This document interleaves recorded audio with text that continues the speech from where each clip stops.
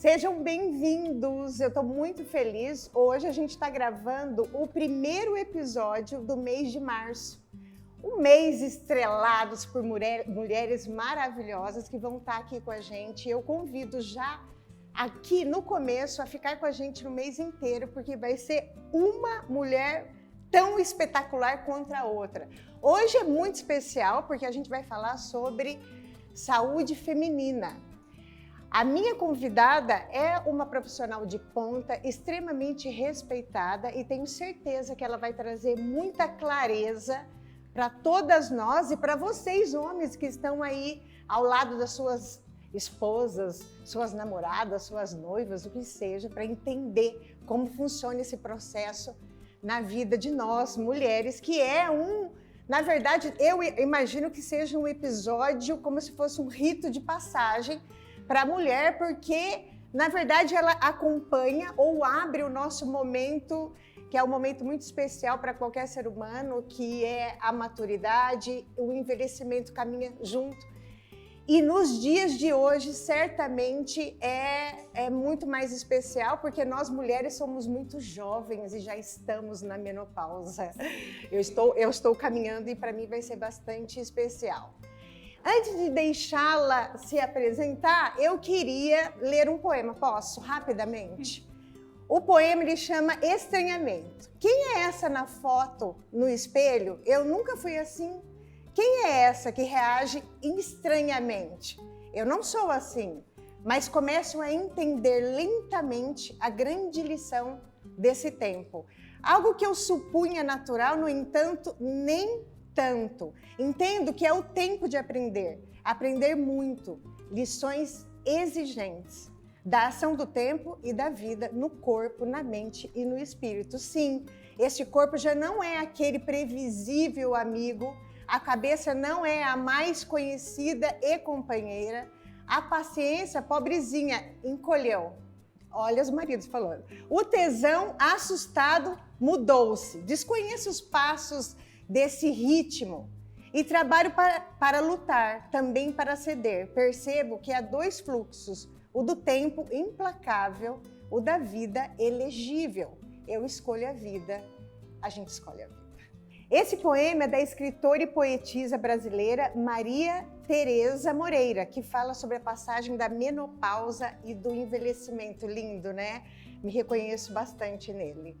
Bom, então agora chegou a hora de deixá-la se apresentar. Diga para eles quem és tu, mas antes deixa eu só pedir um favor aqui. Lembra, gente? Esse episódio tenho certeza que quando chegar no final vocês vão ter adorado assistir. Então, já que é assim, agora já dê o like, se inscreva e clique no sininho. Olha, decorei tudo. E clique no sininho para que as notificações cheguem até vocês. Dessa forma, com certeza o algoritmo vai entender que esse episódio, que esse diálogo é muito importante para mais mulheres e homens assistir, tá bom? Então, por favor, doutora Cristiane Navarro, conta para eles quem és tu. Prazer estar aqui. Eu sou médica ginecologista e obstetra, né, atualmente. Trabalho na área há 13 anos, sou natural aqui de São José do Rio Preto, fiz a minha formação, faculdade em Sorocaba, na PUC, e a especialidade aqui no Hospital de Base.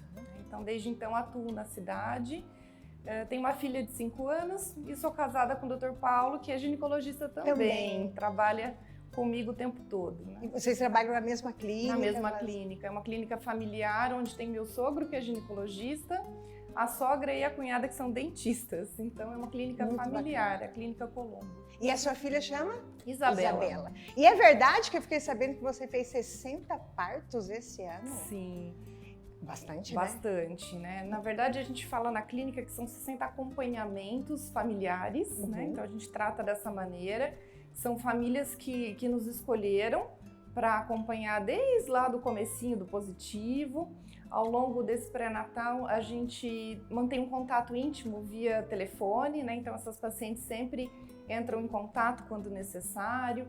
E eu falo que eu faço questão de conhecer cada história, né? Cada família, da onde veio, né? Aquela necessidade de acompanhamento de forma especial, o porquê daquela gestação. Então, cada parto que a gente faz é um desfecho, né, daquele momento dos últimos meses e que eu tenho prazer em acompanhar. Mas isso que ela falou é muito verdade. Aqui a gente conhece muito falar sobre você, que você lembra a medicina afetiva de quando a gente era mais novo, que os médicos eram médicos de família e que olhava pra gente, né? Então isso realmente deve ser muito especial. A gente vai falar hoje especialmente sobre menopausa. O nosso público é um público que está chegando lá, ou já passou, ou está no meio. Já passou, eu não sei, porque eu vou entender hoje se isso passa. Se tem fim, começo eu sei que tem, fim eu já não sei.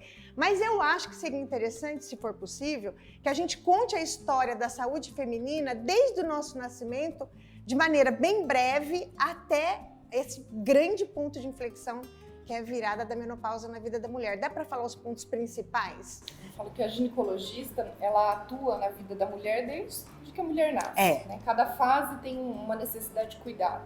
Então, na época da infância, que é até 12 anos de idade, ou até a primeira menstruação, raramente eu tenho essas pacientes no consultório, mas devido às vezes a um corrimento, alguma dúvida do pediatra, recebo essa paciente no consultório. A partir do momento que menstrua pela primeira vez, que é a menarca, é um momento essencial de começar a frequentar o consultório de uma ginecologista.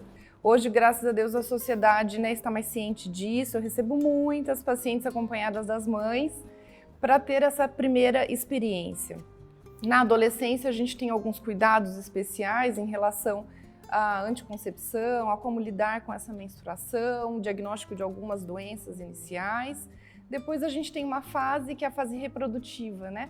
Que é essa fase que a gente estava contando, onde a gente pode ter as gestações planejadas ou não planejadas, e o papel do ginecologista é fundamental nesse momento. E aí a gente vai chegar nessa fase que é o tema de hoje, que é o período ali do climatério. Na verdade, menopausa é a última menstruação. E a gente só vai saber se ela foi realmente a última menstruação quando já se passou 12 meses dessa última menstruação. Então essa é a definição de menopausa. Então, a paciente ela não entra em menopausa, acontece a menopausa e ela entra numa fase chamada climatério, que isso vai se estender, né, até o final da vida dela. Então, a gente vai falar especificamente com um pouquinho mais de detalhe sobre o que é menopausa, climatério, tem alguns outros nomes, eu ouvi alguma coisa sobre perimenopausa.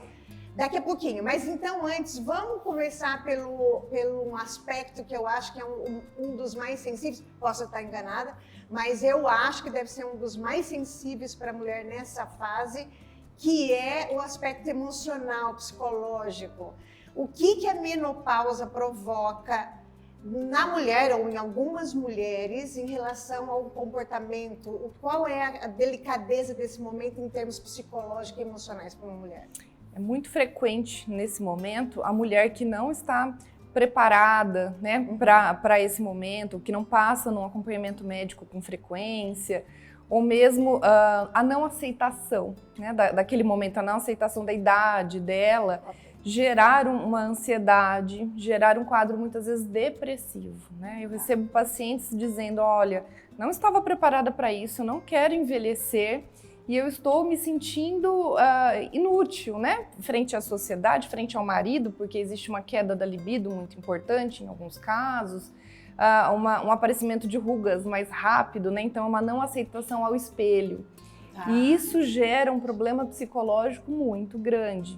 E que ainda a sociedade pressiona, né? A sociedade diz, não, você não pode se dar ao luxo de dizer que está triste porque entrou na menopausa. Então, você tem que estar triste quando você tem um problema. Mas, para muitas vezes, a menopausa pode ser um problema para aquela paciente e ela tem que buscar ajuda. Em termos psicológicos, exatamente. Sim. Porque dois fatores, eu trouxe um aqui, que é essa questão também, a gente vive muito mais tempo agora e a gente vai viver, então, muito mais tempo no climatério. No climatério. Sim. E, como você disse, a sociedade, desde quando é novo, pode ser uma pessoa depressiva jovem, adolescente, idoso, o que seja, a depressão é muito,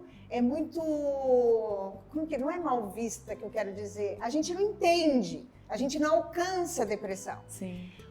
Agora, imagine uma mulher que está passando por essa depressão porque ela não consegue se olhar no espelho, porque a própria sociedade que não aceita a sua depressão por esse fator é a sociedade que impõe que a mulher tem que estar sempre bela, sem ruga, com cabelo, etc.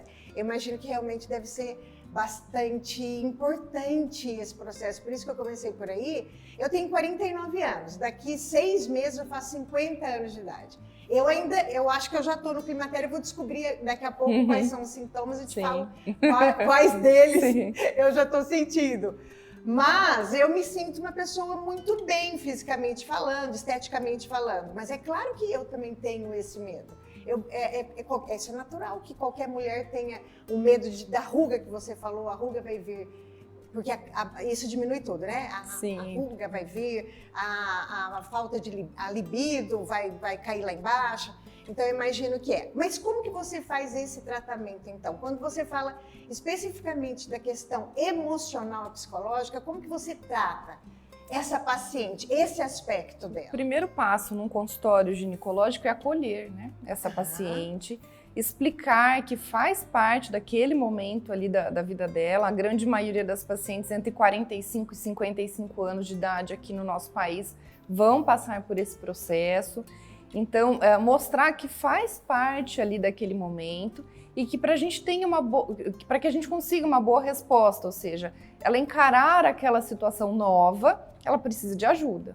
Ajuda do ginecologista para manter a saúde dela ok, ajuda de um nutricionista para fazer com que ela tenha uma boa ingesta, né, calórica, porque existe um ganho de peso típico do período.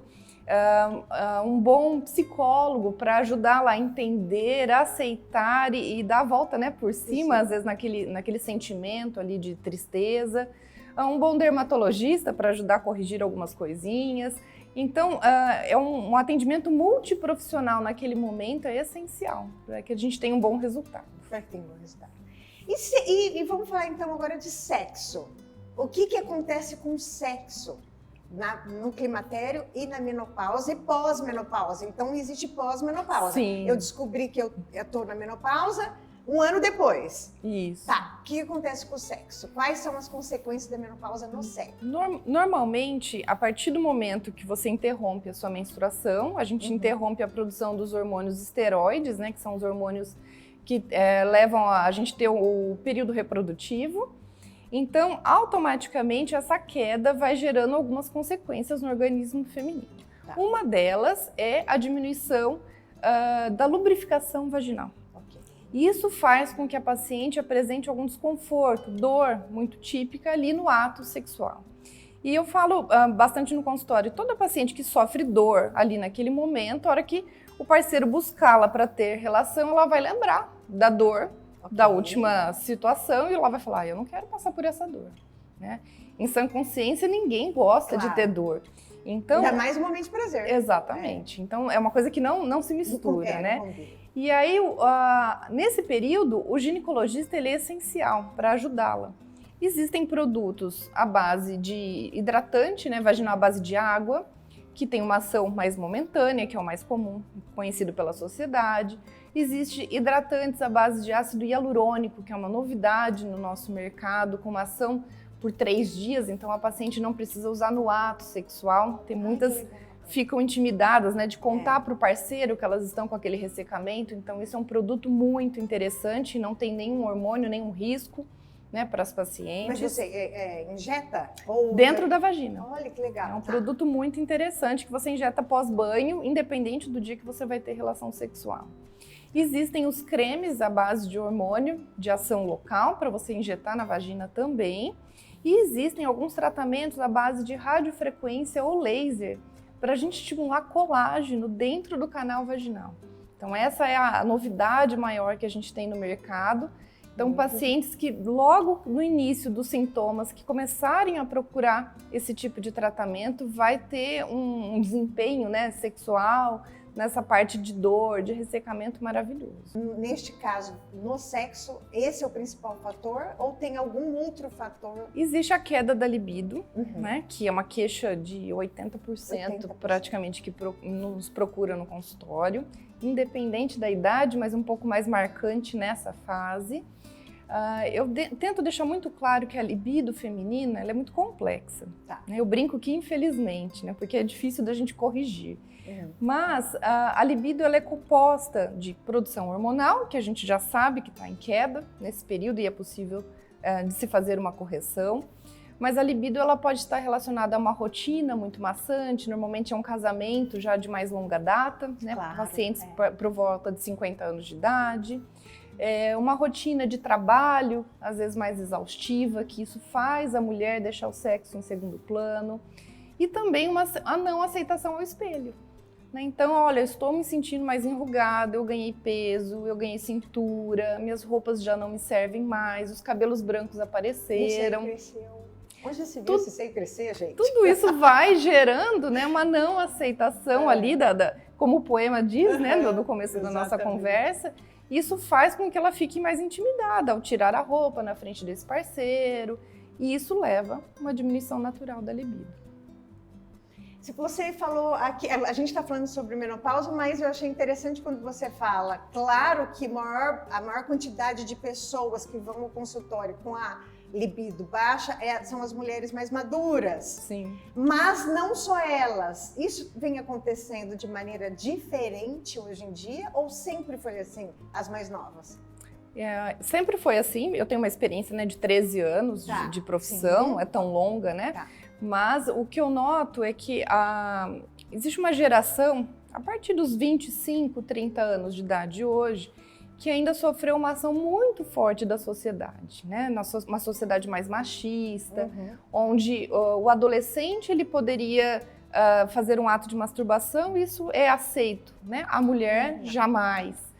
Então o autoconhecimento não era gerado, né, para essa paciente. E hoje a gente tem uma sociedade, lógico, mais aberta e isso tem levado a geração mais nova, então abaixo de 25 anos de idade, uma liberdade sexual maior. Eu deixo muito claro no consultório para essas jovens que eu recebo que é maravilhoso ter essa liberdade sexual, o autoconhecimento, mas a gente tem que ter responsabilidade, né? No sentido das doenças sexualmente transmissíveis. Então, o equilíbrio é tudo. Então, autoconhecimento, liberdade sexual, mas insegurança. Já a geração um pouquinho mais velha tinha essa segurança, mas tinha uma sociedade que pressionava demais. Então, a gente ainda está colhendo essas consequências, né, dessa época. Então, vamos entender de fato agora o que é menopausa, perimenopausa, climatério. Quando começa? Tem idade mínima, tem idade máxima do climatério? Como funciona tudo isso? Normalmente, a definição de menopausa é quando existe, pelo menos há 12 meses, a ausência de menstruação, excluindo doenças. Então, uma paciente que há 12 meses não menstrua, ela tem que ter certeza se ela não tem nenhum problema de prolactina, que é um problema hormonal, um problema tiroidiano. Então, pacientes muito jovens, abaixo de 40 anos de idade, obrigatoriamente a gente tem que fazer essa pesquisa. Não encontramos nada, é uma menopausa considerada precoce, abaixo de 40 anos de idade. E tem seus devidos cuidados. Acima de 40 anos de idade... Mas tem motivo?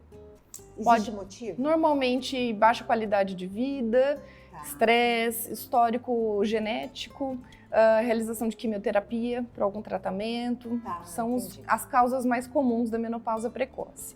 Acima de 40 anos de idade, normalmente a paciente ela não entra na menopausa de um dia para o outro. Eu brinco que não é apertar um botãozinho, estou na menopausa. Na verdade, ela vai passar por um período chamado perimenopáusico, que é um período mais comum de duração de em torno de 2 anos. É um período onde a menstruação vai começar a bagunçar. Então, tem mês que não vai aparecer o sangramento, a qualidade desse sangramento modifica, a cor do sangramento modifica, tende a ficar mais escuro, duração de menos dias, e ela começa a ter sintomas parecidos com a TPM, lá da época de mais jovem, né? Uma irritabilidade, uma dor mamária estranha, né? Uma sensibilidade mais aumentada, uma certa tristeza, melancolia, naquele período. De repente é para menstruar e a menstruação não aparece. Esses sintomas prorrogam por alguns dias. Então esse é um período que a paciente que não usa nenhum tipo de hormônio, que não usa nada, ela vai conseguir verificar e vai buscar ajuda. Nesse período o ginecologista entra para ajudá-la e tentar fazer esse diagnóstico. entrou no período de menopausa, ou seja, os hormônios caíram. Isso a gente pode verificar com dosagens laboratoriais e, ao mesmo tempo, pelos sintomas que as pacientes nos trazem, né? Entrou na menopausa. O sintoma mais típico que a gente ouve, né, na sociedade são os calores. O termo que a gente usa são os fogachos.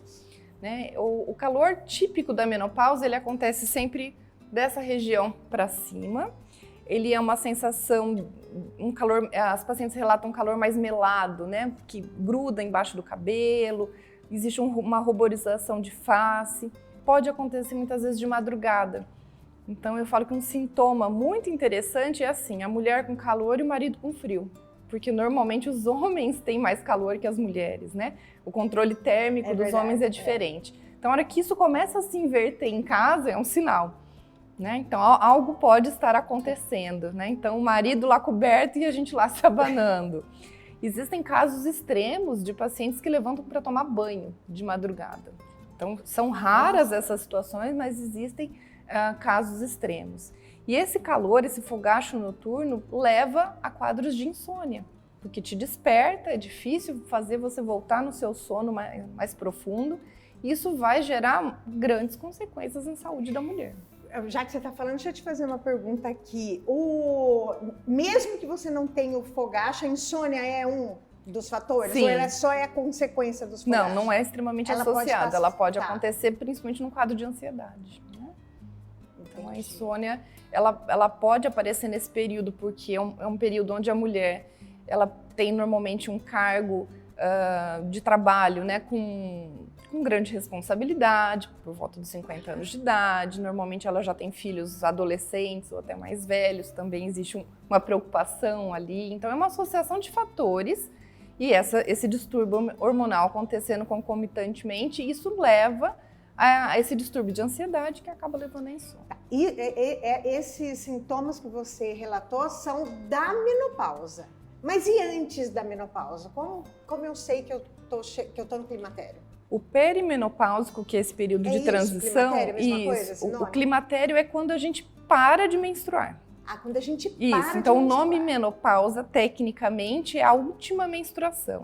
Acabou a última menstruação, eu entro no climatério e não na menopausa, como as pacientes costumam dizer. Bom, né? entendi. Tecnicamente. Tá bom, ok. Esse é o mais... Então, esses 2 anos anteriores de eu entrar no climatério, que chama perimenopausa. Isso. Quais são os sintomas deste período? São sintomas mais leves, né? Então, eu vou ter um fogacho esse mês, no mês seguinte eu acabo menstruando, não sinto nada. Falo, nossa, a minha vida voltou ao normal.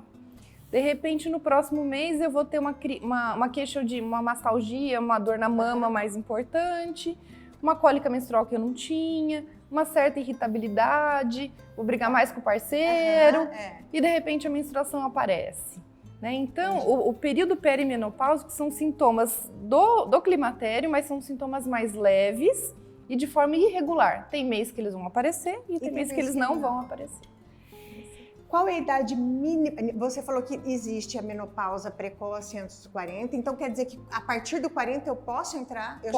Posso estar no climatério? A partir dos 40 anos, a última menstruação pode acontecer a qualquer momento. A partir dos 40 anos. Por isso super que é muito jovem, né? super jovem. Então, aquilo que a gente estava falando, né? Nossa estimativa de vida é de 80, 85 anos pelo menos, né? Uma paciente que tenha qualidade de vida.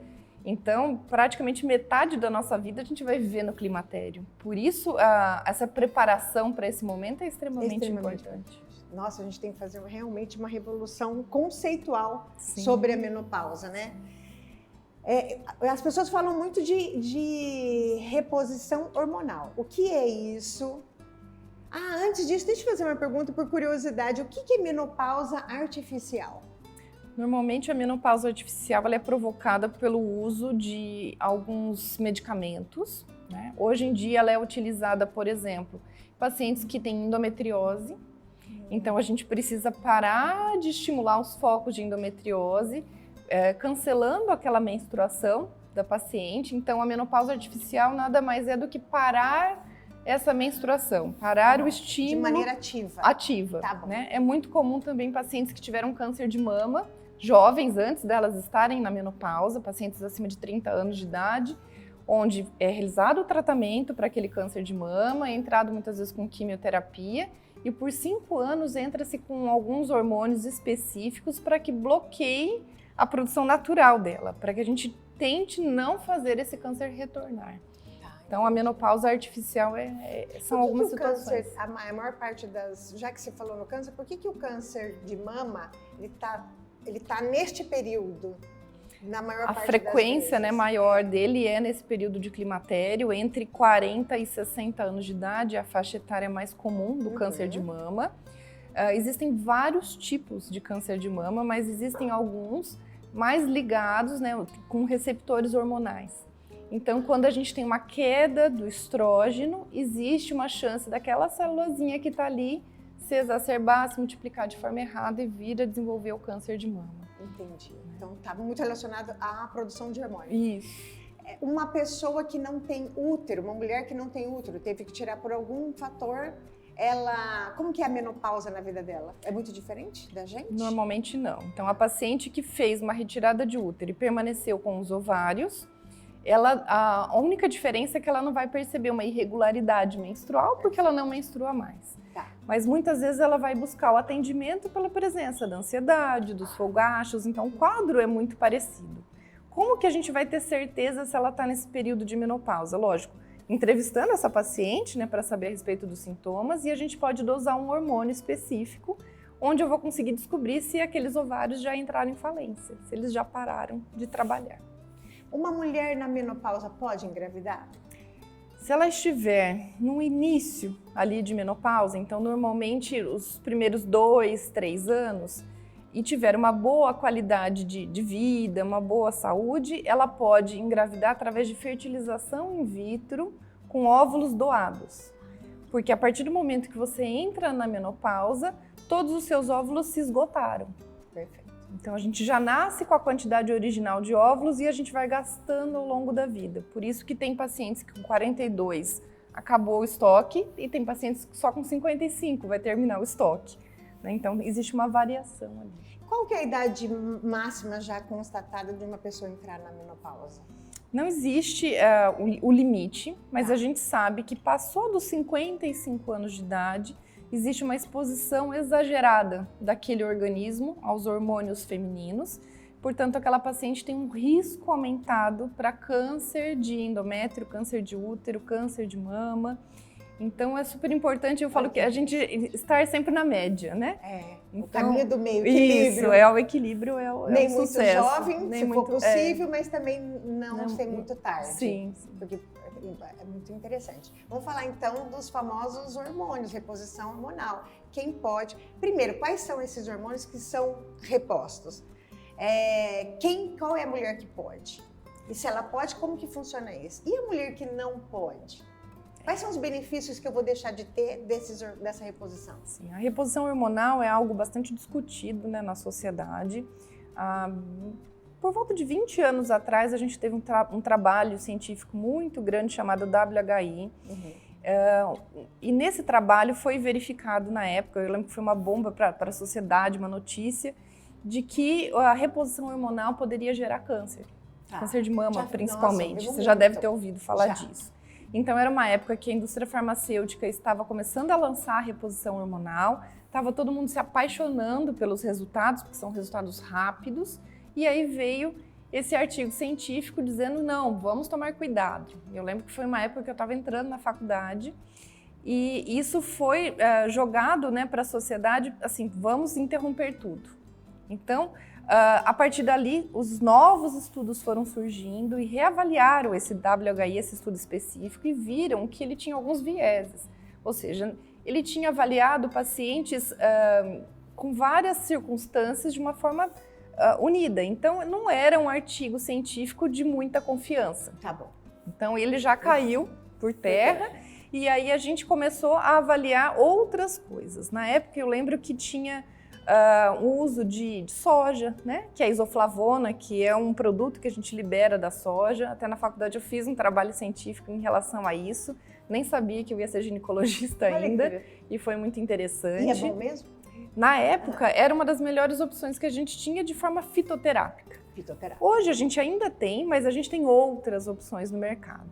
Então, normalmente a reposição hormonal, ela pode ser fitoterápica, feita através de soja, amora, chá de folha de amora, a gente pode manipular isso em cápsulas, a gente pode unir acupuntura, terapias alternativas. Né? Então, uma atividade física, uma alimentação equilibrada. Então, essa é uma opção para as pacientes que não gostariam de usar uma reposição hormonal por algum motivo ou porque não podem. Né? Quais são as pacientes que não podem usar reposição hormonal? Normalmente, pacientes que já tiveram câncer de mama antes de entrar nesse período menopáusico e elas estão fazendo tratamento. Pacientes que têm um histórico de câncer de mama muito intenso na família. Lógico que aquilo sempre vai ser uma escolha consciente entre médico e paciente, né? Não existe uma proibição total, mas ela tem que estar consciente de que ela pode despertar um aparecimento ali daquele genezinho que já estava previsto. Mas eu estou repondo, não é porque eu a gente já subtraiu aquilo que... Na verdade, essa é uma você pergunta... Entendeu, né? Isso, é uma pergunta muito comum. Eu não fiz a pergunta, mas você entendeu. É uma pergunta muito comum das pacientes no consultório, né? Então, assim, se eu deixei de produzir, eu obrigatoriamente não tenho que repor? Isso. Na verdade, o nosso corpo já trabalhou naquela fase reprodutiva e eu não vou gerar um novo bebezinho, não vou ter uma fase reprodutiva novamente. Então, obrigatoriamente, eu não tenho que repor. A indicação de repor algum tipo de hormônio, os 3 principais, quais são? É estrógeno, progesterona e testosterona. A indicação de reposição é para melhorar sintomas, somente isso.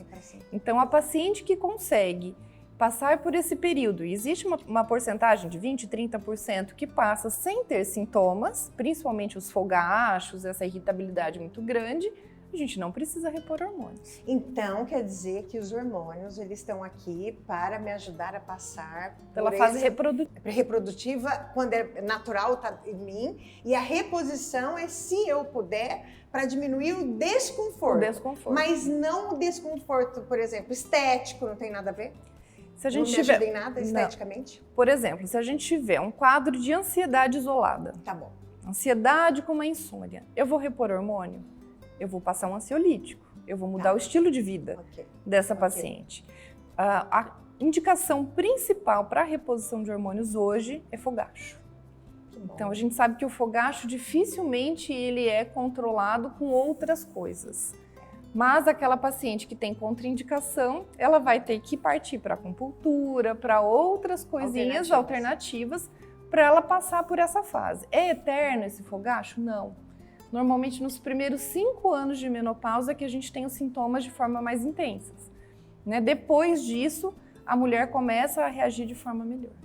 Qual é a diferença? São hormônios sintéticos? Sempre sintéticos? Existem os sintéticos e os bioidênticos, que a gente tem ouvido falar bastante, né? Na verdade, os sintéticos são hormônios manipulados em laboratório, né? Então, para ficarem parecidos com as moléculas produzidas por nós. Existem várias formas de a gente fazer essa reposição. Existe a via oral, que é a forma mais comum e conhecida da sociedade. Existe a fórmula de implantes, que as pessoas estão falando bastante agora. Existe a forma de creme vaginal.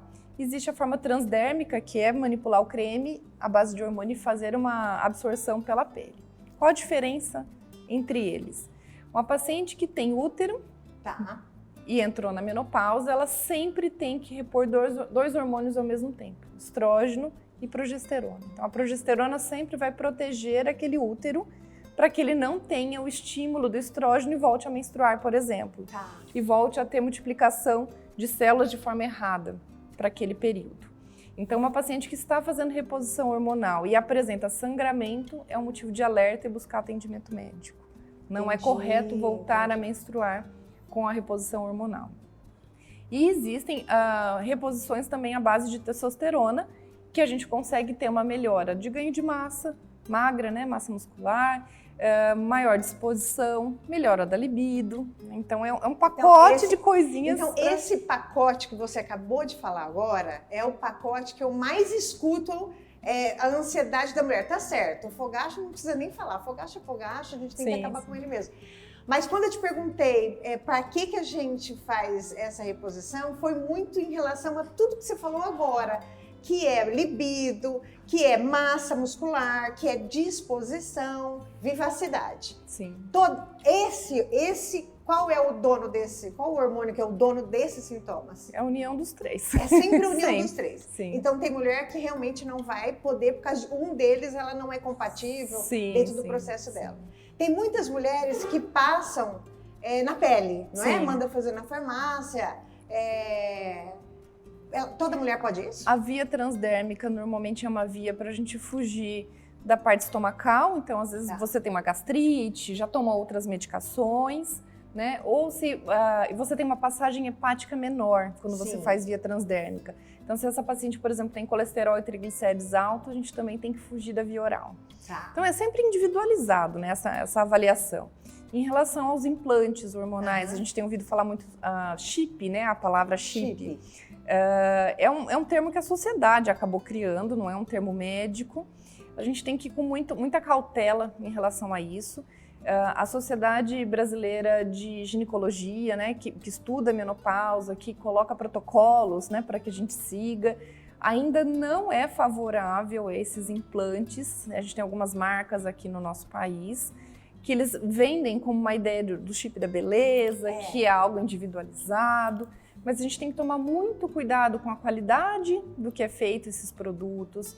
Se esse tubinho, né, que é um tubinho de silicone, vai ficar lá ou vai ser retirado, a gente ainda não tem estudos comprovando isso. Quanto que isso é liberado diariamente. Então, imagina que tudo que envolve hormônios, a gente tem que ter uma tecnologia por trás muito grande. Então, por exemplo, uma pílula anticoncepcional, que é a base de hormônios. Normalmente você não manda fazer pílula em farmácia de manipulação. Não porque você está duvidando daquela farmácia de manipulação, mas a técnica para fazer microcontagens, né, daquelas moléculas envolve uma máquina muito cara, uma tecnologia que a farmácia de manipulação não dispõe. Então, em relação aos hormônios, é o mesmo pensamento. A gente tem que ir com uma certa precaução, né? Então, tudo que é moda, que às vezes sai na capa da revista. Eu recebo as pacientes dizendo, olha, eu queria pôr aquele chip da beleza porque a atriz colocou e ficou linda, né? Com o corpo, ela tem 60, ela parece que tem 40.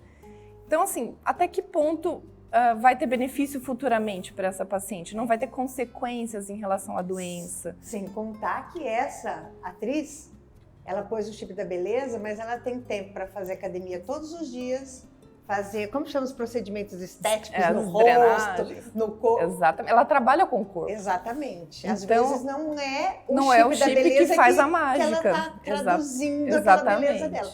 Tem que ter muito cuidado mesmo, concordo com você. Quando você pensa numa mulher que está na menopausa e está sofrendo todos, por que você não está sofrendo nenhum? Ótimo, nossa, que sorte. Sorte. Parabéns, né? Mas quando você está passando por isso tudo, quando a gente fala de estilo de vida, qual é o melhor estilo de vida para essa mulher? O que ela pode fazer no dia a dia dela para que ela sofra menos? Normalmente a atividade física é essencial, de 3 a 4 vezes na semana, principalmente focando numa atividade física que envolva força muscular. Então, pilates de boa qualidade, musculação, não é só a caminhada, né, que as mulheres costumam fazer. Então, ela tem que ter um fortalecimento prévio para que ela não tenha uma lesão do joelho na caminhada. Existe uma queda, né, da qualidade do nosso colágeno, então tem algumas reposições de colágeno que são indicadas hoje em dia. Naturalmente, a mulher que entra na menopausa, ela começa a ter um enfraquecimento da qualidade óssea, da matriz óssea. Isso a gente escuta bastante. Então, uma chance maior de osteoporose. Então, a paciente que tem atividade física frequente, repõe hormônios, ela vai ter uma chance menor de osteoporose no futuro. Então, essa é uma das grandes vantagens da reposição hormonal. E tem os riscos, que é o que a gente estava comentando, em relação ao câncer de mama, um risco, se ela tem, por exemplo, um histórico de trombofilia, que a gente ouve bastante hoje, uma doença autoimune, ela tem um risco aumentado para trombose, se ela fizer uma reposição hormonal. Então, cada caso tem que ser individualizado, né? Tem que ser avaliado no consultório médico. Mas então, se eu estou na menopausa, tenho todos os sintomas, mas não posso fazer reposição, a principal indicação que você me fala para que eu tenha uma vida minimamente tranquila nesse período, porque tranquila não vai ser porque eu tenho sintomas, Atividade física. Atividade física é o primeiro lugar. E aí a gente tentar a parte nutricional, né? Então, para repor o colágeno. Quais são os alimentos, que você acha muito importante nessa? Normalmente o ideal é manter níveis de vitamina D adequados, com exposição solar ou reposição via oral, que é o mais comum, né? É difícil a gente se expor de uma forma tão frequente hoje em dia. Ingestão de alguns tipos de colágeno, uma boa ingestão proteica para manter a massa magra. Então, ou ela consegue através do alimento ou através de shakes. Então, uma nutricionista nessa etapa seria essencial. Tentar cuidar da parte psicológica, então uma terapia para ela rever a vida dela, né? Encarar essa fase, imaginar que ela tem mais metade da vida pela frente. Então, cuidar da mente é essencial para que a gente tenha uma resposta, né, do nosso organismo. Tentar fazer com que a vagina, por exemplo, fique de um aspecto jovem, né? O aspecto anterior. Como que a gente consegue nesse ponto? Então, existe. Quando você está falando isso, você está falando internamente como um todo? Como um todo. Tá. Então, é muito comum nessa fase a mulher acabar perdendo aquela parte dos grandes lábios, onde a gente tem a pilificação, ela acaba perdendo um pouquinho do percentual de gordura, então fica uma vagina mais murcha, mais flácida. Os pequenos lábios muitas vezes ficam mais salientes. Então, tem pacientes que falam assim, acho que eles cresceram. Na verdade, a outra parte que diminuiu. Então, isso pode ser feito uma correção cirúrgica, super simples e resultado maravilhoso. A gente pode fazer estímulo de colágeno local, do mesmo jeito que faz em face, fazer em vagina. A gente pode fazer preenchimento de ácido hialurônico nesses grandes lábios que murcharam, para melhorar o aspecto, se isso for agradável para a paciente. E na parte interna, a gente tem que pensar numa boa hidratação e estímulo de colágeno.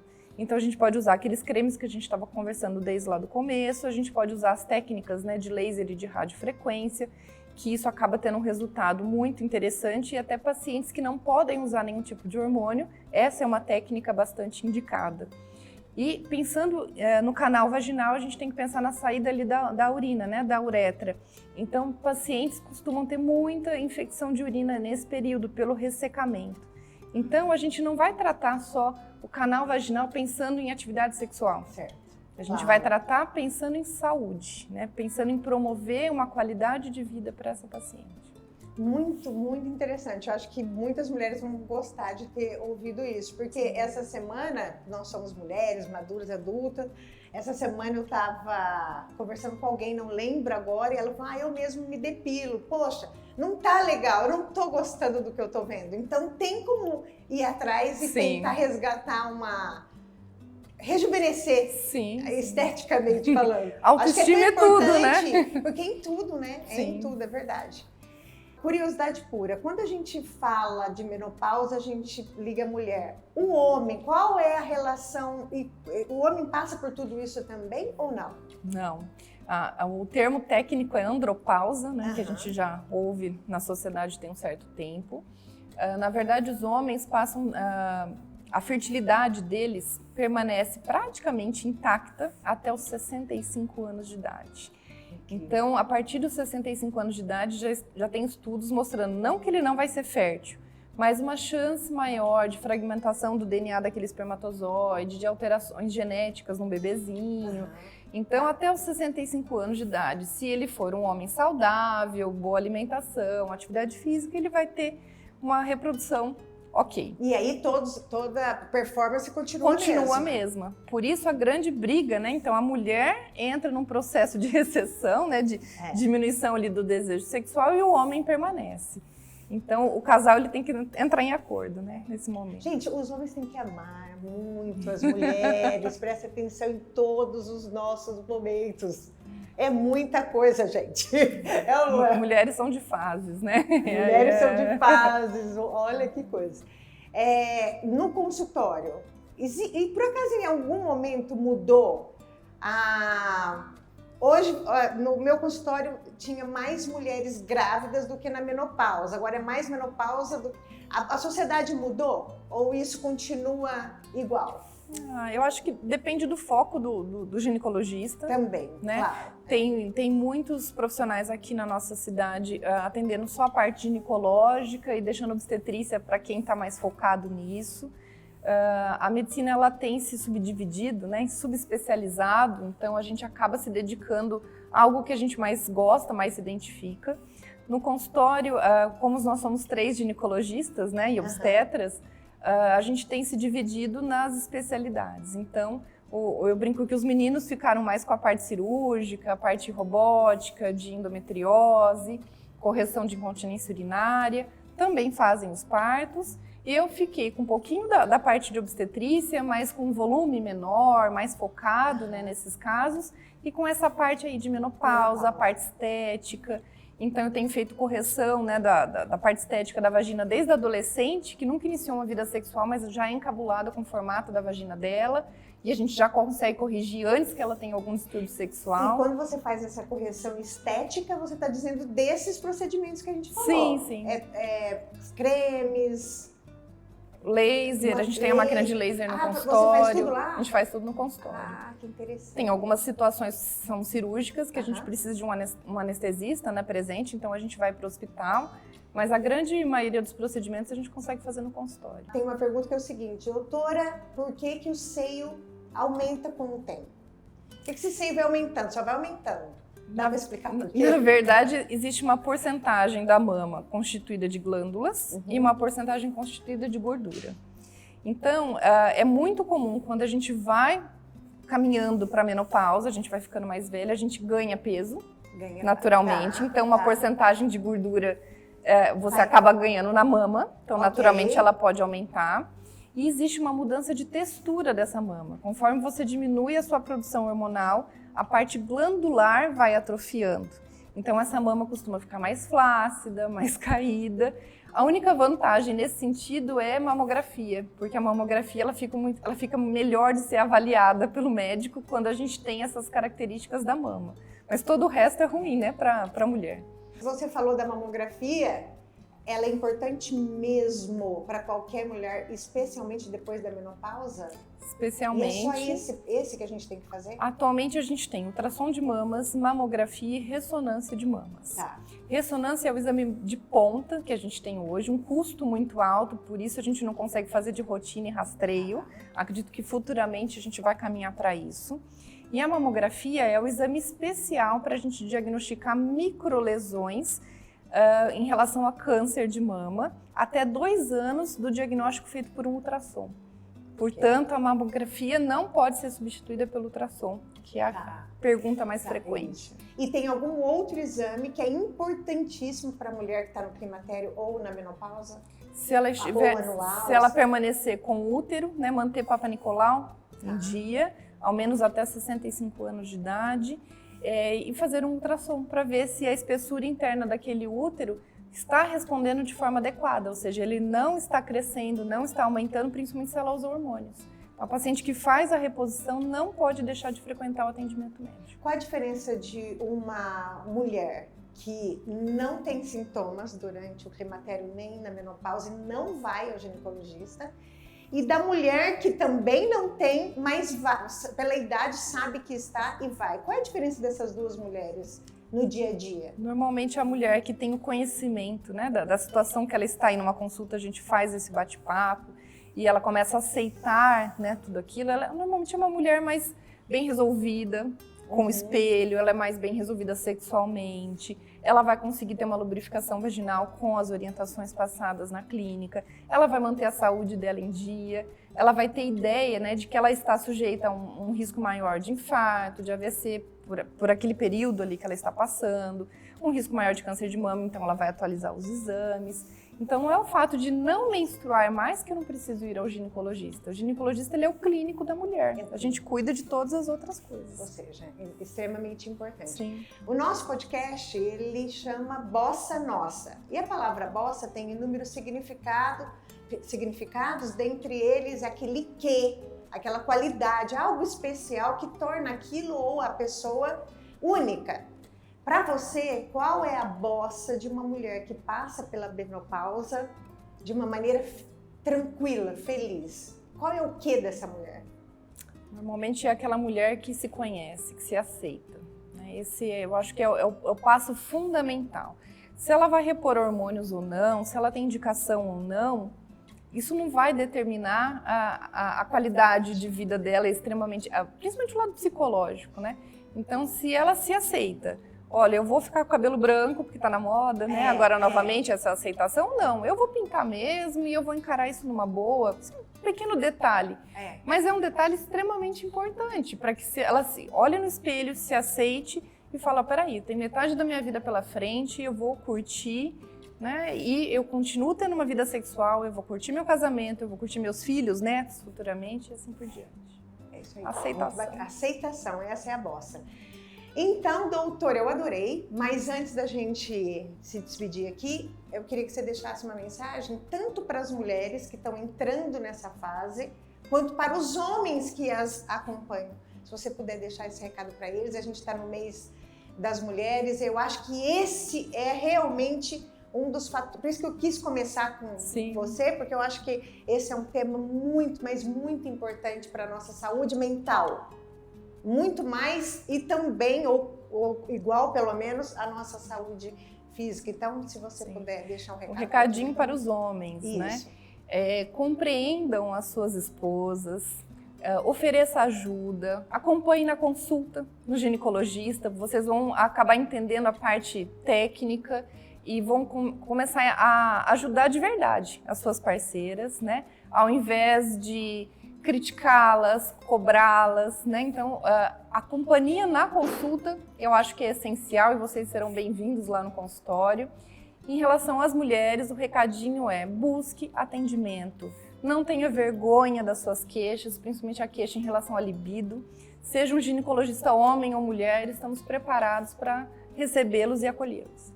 É isso aí, gente. Olha, eu vou contar um negocinho para vocês rapidinho sobre o que ela falou. Essa semana eu falei, mas falei. Depois de um tempinho, eu falei assim, gente, por que eu... Não, na boa, não briguei, nada. Foi super, assim, ó, num nível bem elevado. Mas falei muito, mas muito. Mas eu olhei pra mim mesmo e falei assim, gente, por que eu falei tudo isso? Aí eu lembrei, acho que é por causa da minha idade. Eu estou no momento... Então tem que entender que às vezes é maior do que a gente. Sim. E se entender isso, ó, a relação vai ficar na boa, tranquila. Doutora, eu particularmente adorei. Eu me vi em inúmeros sintomas que você falou, mas de alguma maneira, para mim, tá mais tranquilo. Que bom. A única coisa que, para mim, eu fico sempre me perguntando eu sempre fui daquela pessoa que dorme e acorda no dia seguinte. De vez em quando, eu acordo agora durante a noite, mas sem calor, sem nada. Acho que pode ser alguma coisa nesse sentido, né? Uhum. Mas tá ótimo, tô esperando chegar para ver como vai ser isso. Vai ser isso, eu tenho certeza que vai ser bom. Agradeço, foi muito bom, agradeço a tua presença, você ter aceitado. Tenho certeza que para eles que estão do outro lado também foi muito profícuo até, porque é algo muito importante para nossa trajetória. Então fala para eles, eu posso te despedir e dar para eles como te segue, seus endereços eletrônicos.